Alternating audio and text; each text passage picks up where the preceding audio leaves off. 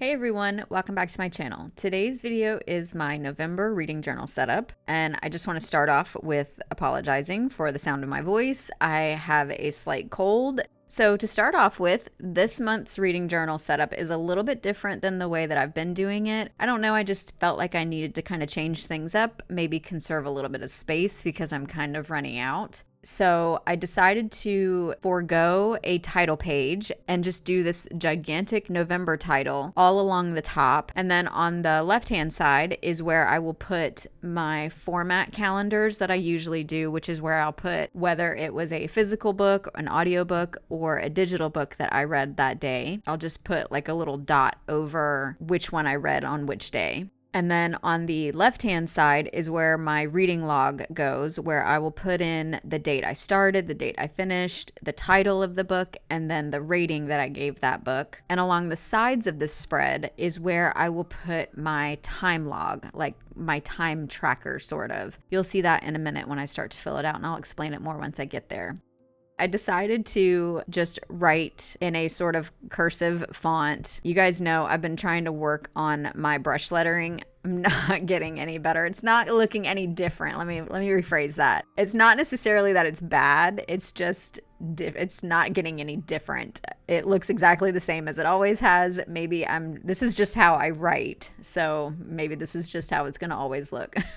It's a little bit messy. That's my issue, is that it's a little bit messy. I wish it could be a little bit neater looking. But anyways, I am taking the November title and I'm just putting it over a bunch of strips of washi tape. I struggled this month a bit with creativity, and I think it had a lot to do with the fact that I was trying not to use some of the paper packs that I've been using, because some of you don't have access to these things. But then I ended up using some Paper Minty Studio washi tape here, and they're not open until the beginning of the year, which I did not know. So I apologize, some of this washi is not available right now, but it will be available, I'm assuming, hopefully in January when they reopen their shop. But I used some washi tape along the top and just sort of created a background for my November title. And then along the sides, I am using the new stamps that Notebook Therapy sent me. They are stunning. They're part of their Moonlit Academy collection, and they're absolutely gorgeous. And I'm just going to color in one of the moon, sun, or stars for each day that I've read.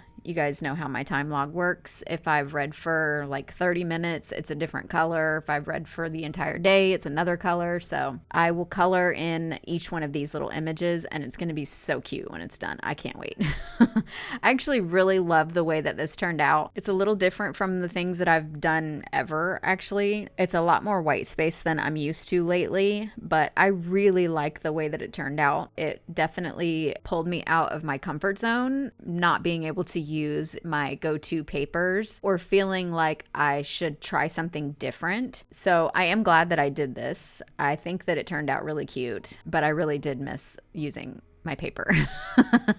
I did struggle a bit with the title along the bottom. I don't know why I wanted to put a title for my reading log. The other stuff does not have a title. I don't know why I felt like it needed it. I think it's just because there was a giant blank space at the bottom and I didn't know what else to put there. So I did struggle a bit with that, but I actually really like the way that it turned out in the end. I think that it filled in that space exactly the way that I wanted it to. And of course, once you add sparkles to anything, it ends up making it look perfect. So I added sparkles all over and put sparkles around the title, and it ended up looking super cute.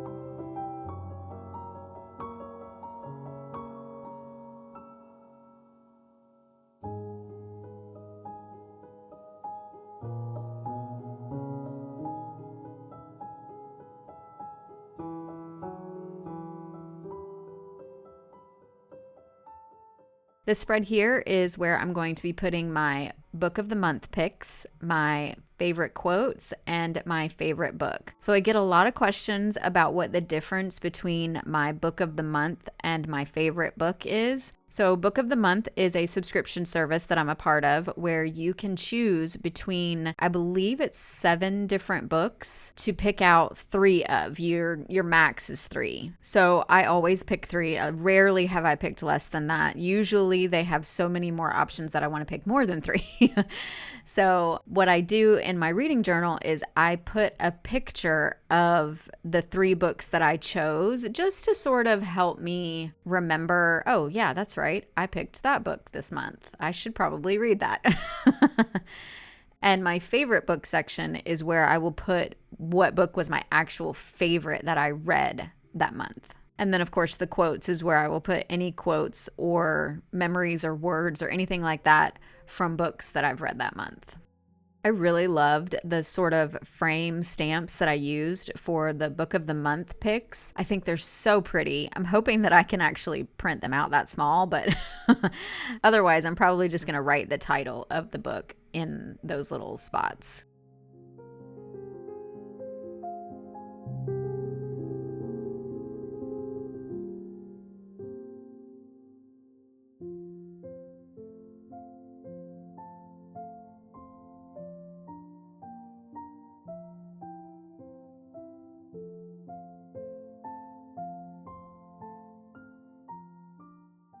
For the favorite book page, I actually ended up messing up quite a bit on this page. I don't know what was going on in my head. It did not turn out like I was thinking, but I just kind of went with it and then left it alone. I felt like I kept messing it up every time I touched it, and I don't know why I did the different color headers with the different color lines. I don't know why I did that. Like I said, I struggled a bit with this theme. In the end, I really do like the way it all turned out, but as I was doing it, I was struggling. It was not something that came naturally to me for some reason.